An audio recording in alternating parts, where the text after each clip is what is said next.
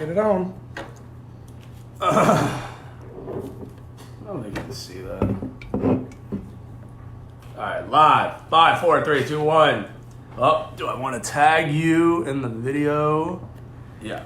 Facebook Live. Hello! Mike, the Hebrew Hammer Brown, joined by Lewis. I own almost every Dolphins jersey ever made. Pops, how are you? Good to see you. Remember, you got to talk loud because we're doing it on the phone only this week. So the louder we are, the better. Michael, it's always a pleasure. Jesus, you don't have to scream at me. How was your week? Everything was good? Everything was great? So far, so good. And October rain is here. October 1st. It is playoff time. So, Mr. Santinello, get your Yankees ready and bring it. So let's talk Astros playoffs to begin with, because that's what everybody wants to talk about. We will get to the bleep show that is the Houston Texans later in the show, but the first thing we're going to do, because we don't do this almost every week, we're going to introduce Beer of the Week. We went with Crush City. You get that? Crush City. IPA, Buffalo Bayou Brew. Go check it out. Delicious beer. Wonderful beer. Flying Saucer last night. Go check it out. Go get your glasses. They are fantastic. Jump right into it. AL wildcard game is tomorrow night. Oakland A's against the Tampa Bay Rays. As an Astros fan, which team do you prefer to see and why? I would prefer to see Tampa because I just remember us playing Oakland about a month and a half ago, and Oakland can mash. Oakland can mash. They're sneaky good. They play great defense, and the thing with Tampa, I know Snell is back, but it hasn't been very long. And you know what? Uncle Charlie pitches tomorrow night, which means the earliest we would see him is Monday, and I'll take my chances. I agree. If I had to choose one of the two, even though I love Uncle Charlie Morton with Tampa Bay, I would rather see Tampa than Oakland. Oakland scares me. In a 5-game series, Oakland does not... Oakland just, it's weird. I don't want to see Oakland in the first round. Well, you also, if you play Oakland, Mike Fiers, you won't see Mike Fiers till the earliest Monday.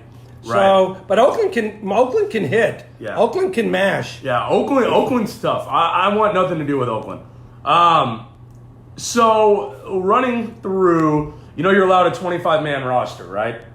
Correct. Okay, so we're gonna run through for all of our diehard baseball fans, right? So let's go around the diamond.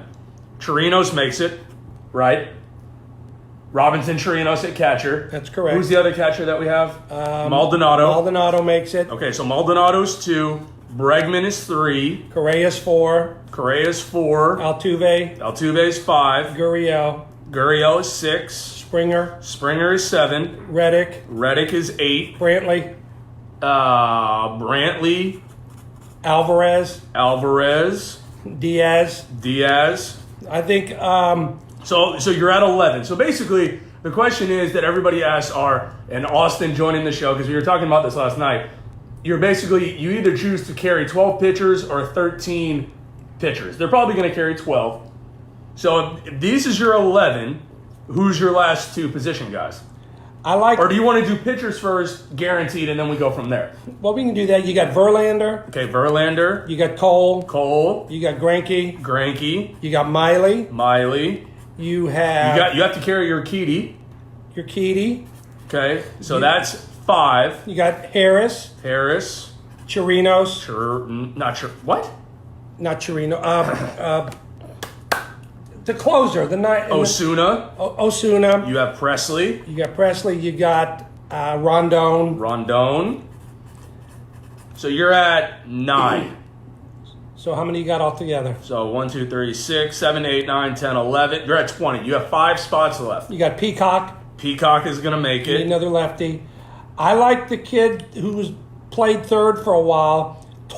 What's his name? Toro? Yeah. Okay, so you think Toro's going to make it. I think Tucker's going to make it. You think Tucker's going to... Okay, so that puts you at 3, 6, 7, 8, 9, 10. All right, so that's 13 position players. So you're leaving off Miles Straw. You don't think they're going to carry Straw for... And you're leaving off Marisnik. I was just thought about that. So you can't leave off... He's not leaving off Marisnik. See, I think Marisnik is going to make... I'm going to take off Toro Because if you're carrying Diaz, there's no use for Toro. That's a good point. Okay, so you're going to carry Marisnik. You think Tucker's going to make it, and that leaves off Straw and Toro. Right. So then, you think Josh James makes? Yes. Okay, so Josh James. And so what on 3, 5, 6, 7, 8, 9, 10, 11. You got room for one more pitcher. Take your pick. It doesn't matter. All right, so we got 25. We got 24 of the 25. Right? What do you think, Austin? You like this? Elliot, no one gives a hairy butt about hockey, so you don't need to comment with hockey. I'll rock the red. No one cares. See, Austin thinks Toro and Tucker stay home. So he thinks Straw's going to make it. Instead of Tucker? He thinks Straw's going to make it instead of Tucker, which I don't disagree with. Well, except for Straw, the only problem with Straw is he's fast. But he plays a decent But he can't outfield. get on. What is he going to steal first? Well, no, but if Alvarez gets on base and you need a pinch runner Okay, late we'll in the go game. with Straw. Okay, so we need a 25th, but who cares? Austin, who's the 25th? Okay, Elliot, stop commenting with hockey. No one cares. Okay, so the other question that Austin and I threw around last night is, who is your... So, Verlander in Game 1, Cole in Game 2, Greinke in Game 3. Who starts Game 4, Urquidy or Wade Miley? There won't be a Game 4. We'll just be getting ready for the next round. What if there... Okay, so let's act like there is a Game 4. Miley will start Game 4. No, okay, do you want that to happen, or you think that's what's going to happen? I think that's what's going to happen. Why? Because I think... I get it. Hinch was on the radio today, by the way, saying that it would almost be more advantageous to start Urquidy so they could bring Miley in a specialized situation against guys that he would flourish against and not just start him in a game. Two things. I think Miley had a great playoff last year, so he knows what it's like to play under the bright lights, and he's a left-hander. You got to throw a lefty out there. You're going to need a lefty every now and then out there. But wouldn't it make more sense? Who's our lefty in the bullpen? Peacock. Peacock's not left-handed. Oh, he's not? No, he's right-handed. Then he should be left-handed. Well, I mean, he does it. He can, he can want to have a big schlong. That doesn't mean that. And he we has also one. forgot Joe Smith too. So Joe Smith is probably number 25. There you go. Boom. All right. So for anybody just joining the show, this is episode. By the way, this is a milestone show. This is number 60. wow, 60 shows. Don't make fun of me because I sound like that's that. almost my age. That's a little bit more. Okay, so we're going Robinson Chirinos, Martin Maldonado, Alex Bregman, Carlos Correa, Altuve, Gurriel at 6, Springer, Reddick, Brantley, Alvarez, Diaz, Marisnik, Tucker. Right? Got it. Okay. No, you know what? I'm changing that. Tuck's not going to make it. I'm going Miles Straw. We're going Marisnik and Straw. Let me do what I want. This is our show. Okay, so that's 13 position. Pitchers, Verlander, Cole, Greinke, Miley, Urquidy, Joe Smith, Will Harris, Osuna, Presley, Rondon, Peacock, and James. There's your 25-man roster. Boom! Send it in, baby! All right. Go on record for the beersportswhateverpodcast.com website. This time next year, starting the next season as the World Series champions, is Garrett Cole going to be an Astro? Yes or no? Yes. Why? Because And what did they sign him to? What's the contract they get him? first, I think this is a really close-knit team. I think he likes being paired up with Verlander and being compared as two of the greatest 1-2 punches since either Johnson and Harry Johnson? not Harry Johnson, not Magic Johnson, Randy Johnson, and the guy who had the blood on his sock, Kurt Schilling. Kurt Schilling, or for those of you not born at this time, Koufax and Drysdale. Sandy Koufax, who did not pitch in a World Series game because it was Yom Kippur. That's Which, right. by the way, we have not wished all of our Jewish listeners a belated Happy New Year. Lashana Tova. Yes, absolutely. I think Cole is here next year. What's the contract? 5 years, $200 million. Oh my God! Okay, Austin, if you were watching this show, what did you just say? 5 years, $200 million. Say that's exactly what I said last night. No, I said 4 years, 200. Were you sober? Yeah. Okay. I mean, at that point. I don't see them. No, he's not getting 50 mil. A year? No. I'm just saying, Verlander got 30 mil at his age, at 36. And what is Cole? He's like 8 years young. No, 7 years younger. I get it. He's the best pitcher in baseball. I get it. Possibly. But him or Max Scherzer. You're not giving a guy who plays once every 4 or 5 days 50 mil. That's what Austin said. Okay, fine. So you're saying 5 years, 200 mil. That's why I love Austin. Okay. All right. We've talked enough Astros. My favorite segment, the Houston Texans. How the hell did the Texans lose on Sunday to the Panthers? Okay, first of all, a guy starting his third ever NFL game.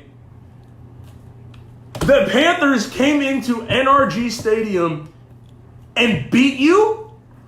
Texans fans listening, how in the world did you lose? Oh, wait a minute. I already know. You know what? This is a rhetorical question because I already know the answer to my own question. How fantastic is that?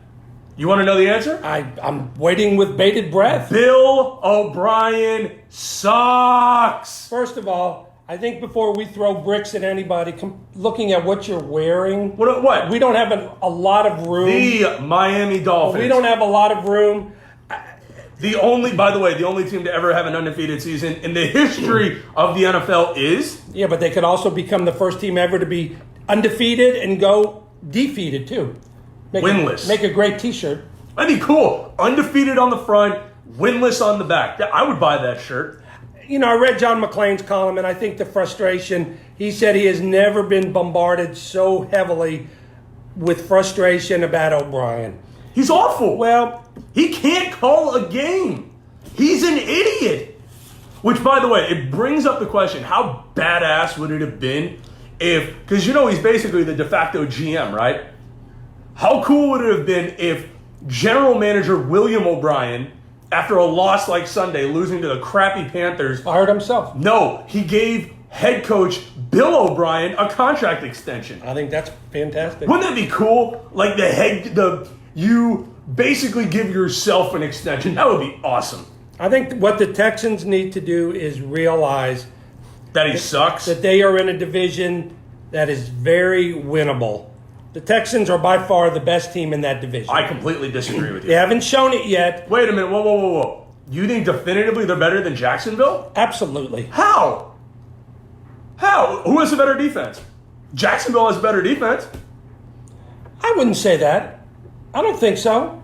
I think so. And understand, I'm not a huge Texans fan, but just watching and being objective, this Merciless kid is a beast. He's good. And Reader is a beast. Their secondary can't stop anybody. Well, so how is that all of a sudden going to get better throughout the year? I just think they're the best team in the I find it funny, and I throw shade at it because they were patting themselves on the back. We're going to be great this year. We traded for left tackle Laramie Tunsil and gave up 2 first-rounders and a second-rounder, and they've still given up 18 sacks. I think they'll figure it out. Well, you can think they can figure it out all you want. It's not going to happen. I'm not going to alienate all of the Texan fans here. Who? Ryan? Yeah, Ryan will be all right. And Tyson? Well, Tyson's at some bar right now, probably. We love you, Tyson. All right, so my other question to you is, how in the world is it possible that since coming into the league, a guy that beat Alabama in a national title game in Deshaun Watson has all of a sudden gotten worse since coming into the NFL? How is that possible? I don't think he is worse. Oh, he's 100% worse. He's gotten worse since being a Texan. He still holds on to the ball too long. The team has absolutely no intermediate game at all. He's running for his life. He lost his number one back.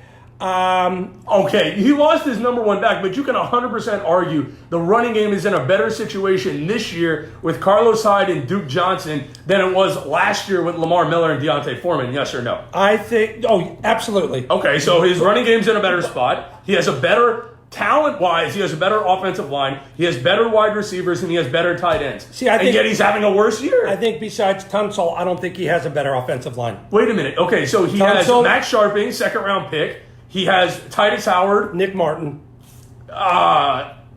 Nick Martin was there last year. But I'm just saying that, okay, so I'm going to answer Ryan Davis's question in a minute. He actually would win the Dolphins or Clemson. I take the Dolphins. By the and way, points. I want to point it out to the fans of the show. I don't hate Deshaun Watson. I love Deshaun Watson.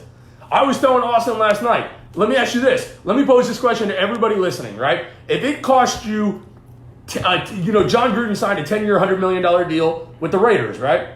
If Dabo Sweeney said he would come coach the Houston Texans for a 10-year, $125 million deal, would you do it? No. Why? Because what? He's a great college coach. Nick Saban, Who coached DeAndre Hopkins, who coached their defensive tackle DJ Reader as well. I'm just saying. I would do that deal. There's no guarantee the transition from college to pro. Look at Saban. Saban came to Miami, totally screwed that team up, signed Dante Culpepper instead of Breeze. Zach Thomas and Jason Taylor hated him. Things got rough, and guess what? He ran away, just like his player, Minka Fitzpatrick, did. So, no, I think they need to go out and get a proven NFL coach. I mean, I don't disagree with you. I'm just saying I think it's either him or Lincoln Riley. Lincoln Riley, to me, is the next big thing. He's the next Sean McVay. He's the next, who's the young guy? Kingsbury. Well, I mean, Kingsbury sucks right now. But why do you think Kingsbury got the job, though? That's the same reason Riley will get the job. Okay. Well, maybe. Quite possibly. I'm just saying that Dabo Sweeney would be a wet dream for the Texans. That's all I'm saying. I think he's the perfect guy to coach this team. Okay. A couple weeks ago, the University of Houston, my alma mater, the school I love more than anything, had a redshirt situation where their their starting quarterback, De'Aaron King, their best wide receiver, his name is eluding me at the time. If somebody wants to comment, Keith Corbin. Sorry, no one need to comment about the wide receiver from U of H. Keith Corbin. Redshirted middle of the year because we got off to a 1-3 start. Do you see it as a good move by the players, or do you see them quitting on their team? Okay, understand, I'm old school because I'm old. You're not old. I think You're seasoned like a good chicken breast. I think you're setting a bad precedent by letting these kids quit, and it's quit. When the going gets tough, all of a sudden, we want a red shirt. We want to be better for next year. First of all, which they are going to be better next year. First of all, De'Aaron King smells like Oklahoma all over. That smells like Oklahoma. Well, I think he's going to OU too. And I'm going to tell you this. I'm not going to be mad at him if he goes to OU. But why? It's not U of H's job to pay this kid's room and board and tuition and groom him for someone else. If he transfers, that's what we do with coaches. If he goes to U of H, you know what? I say you pay us back. You pay us damn back. Well, okay, you're talking about whatever you've taken from the University of Houston, you have to give back. It's not their job to groom him for another school. It's not about grooming. It's about the fact that we're not in a big conference, which, by the way, I do think he's going to stay. I honestly think he's going to stay. But it wouldn't shock me if he goes to OU. And if he's in the draft, he would kill it at OU. If he's in the draft and you're a pro team, is this the type of character you want to bring to your team? No.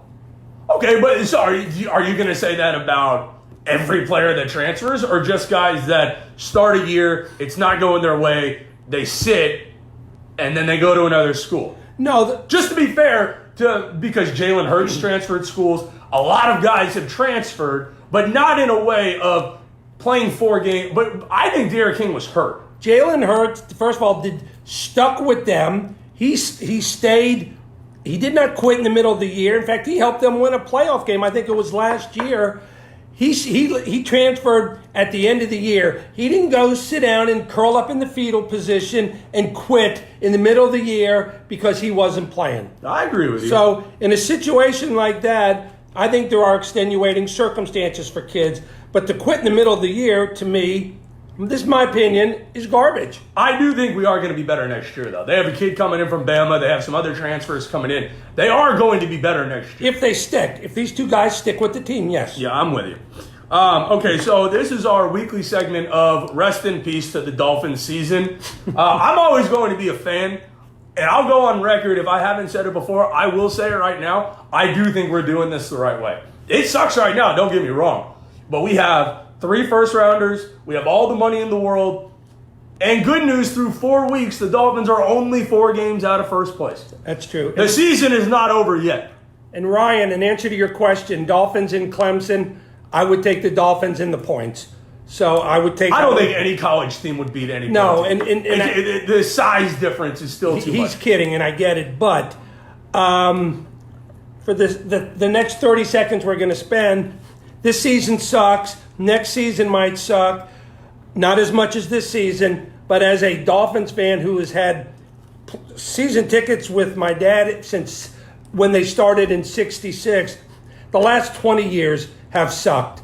Poor draft picking, horrible coaching hires, starting with Jimmy Johnson, horrible GM decisions, horrible bringing on Bill Parcells, horrible free agent contracts. So this season is really no different. The season will end, and they won't be in the playoffs again, but at least there's hope. Yeah. All right. Let's talk Rockets. First game last night, a thorough beatdown of the Shanghai Sharks, which if there's any indication as how good this season is going to be, it's going to be based on the fact that we beat the Shanghai Sharks by 70 points. I want to talk, and this is the segment Ryan Davis has been waiting for. Bleacher Report came out with a top 100 players of all time list. I'm going to start with Stephanie Curry being at number 10 all time.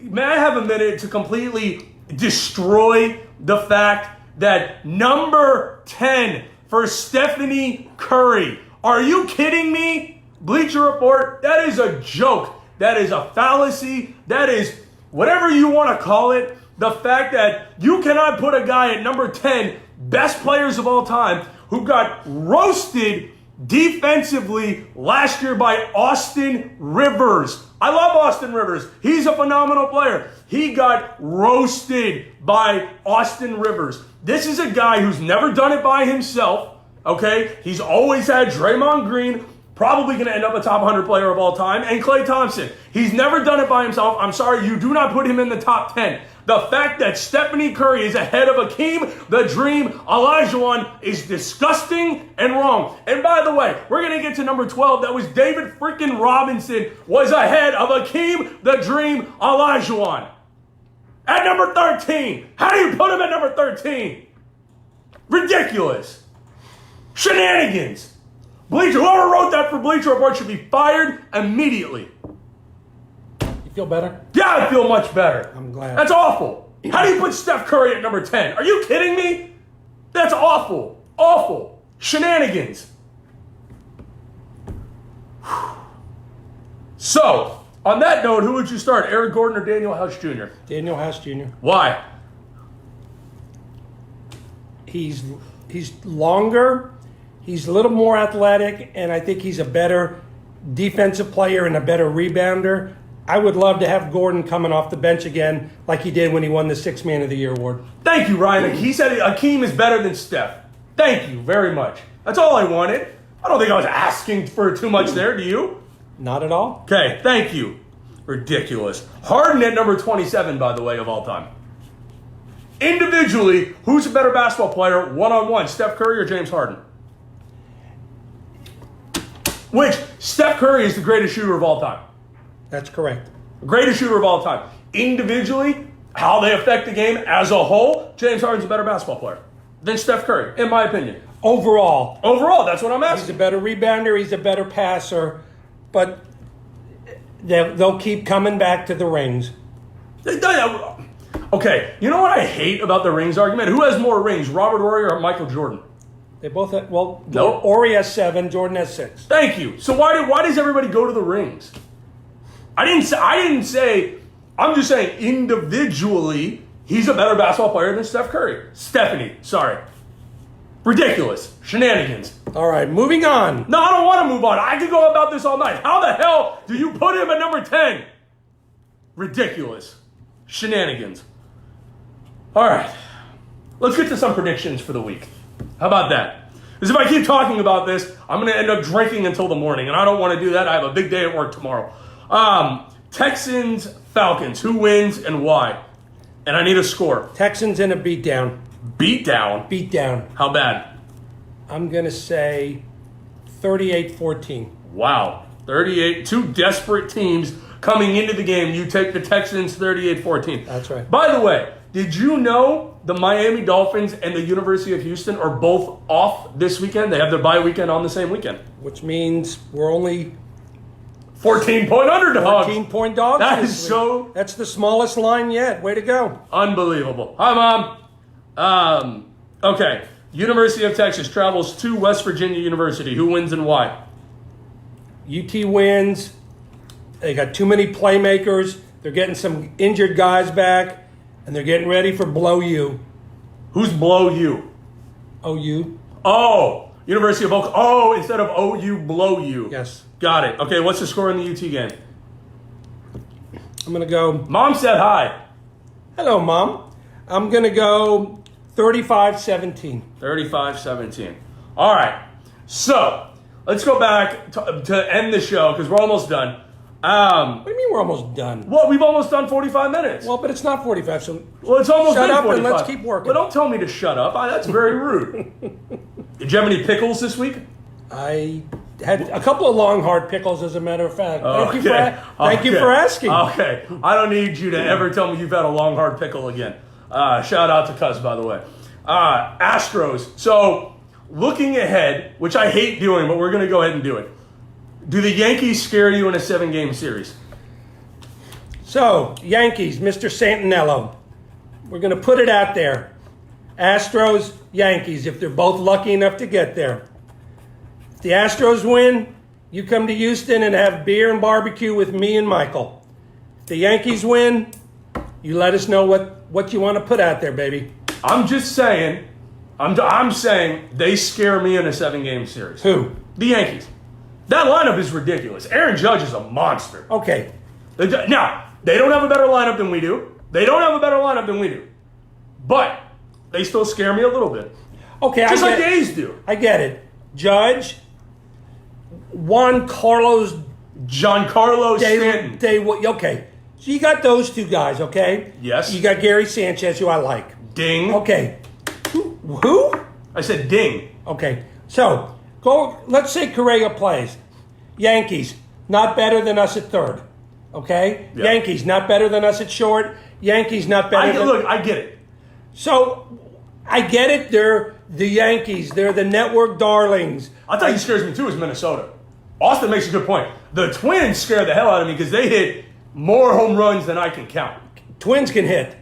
I can't name you 4 guys besides Marwin Gonzalez and Kirby Puckett, maybe, but... Kirby Puckett does not play for the Twins. May he rest in peace, by the way. He died? Long time ago, yeah. Oh, it's very sad. Sorry. I never knew him, but I feel like I loved him. Well, he loved you too. Oh, that's very exciting. Okay, so officially,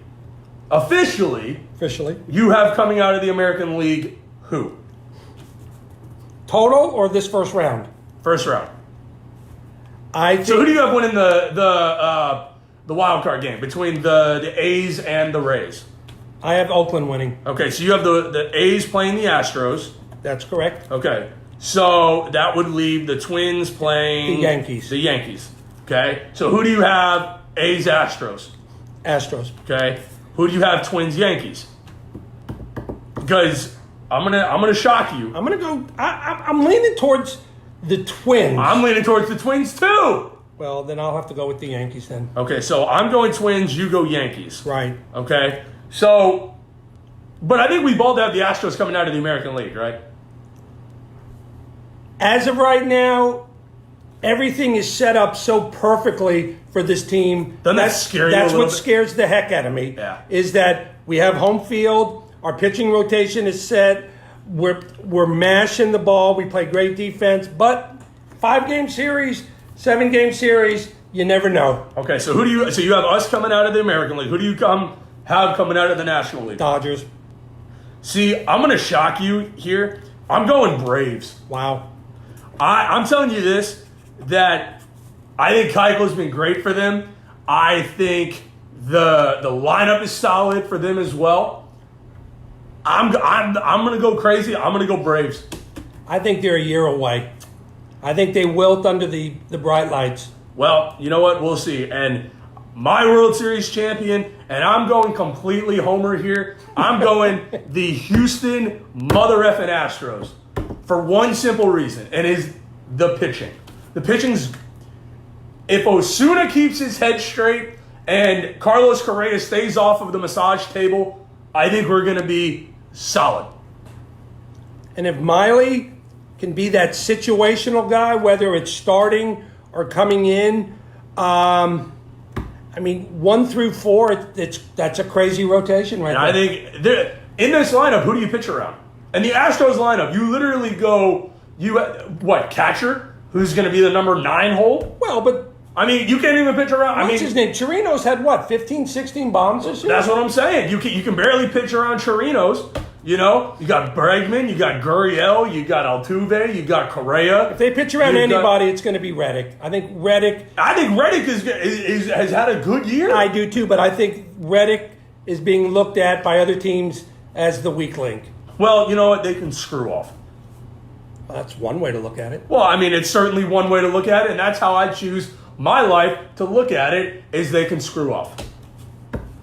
All right, that wraps up the show.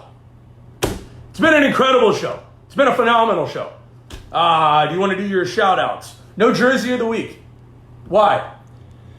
Well, I'm saving it, but we have October Rain, which is the beginning of playoffs here. Very Next exciting. week, we'll go Jersey of the Week. All right. I did a lot of shout-outs. My White Shoes, thank you for always listening, your support. White Shoes, not only do you listen to this, you listen to him Michael on Friday nights. By the way, kudos, another excellent job. Thank you very much. You are the next Howard Cosell. Let me tell you, I never thought it'd be so hard to color commentate an 82-0 game, but my boy Dayon Dunlap, who's one of the best in the business, made it easy. So being a Dolphins fan, you'll get used to that pretty quick. yeah, it was bad. So It was bad. White Shoes, Maryland, can't wait to see you during Thanksgiving.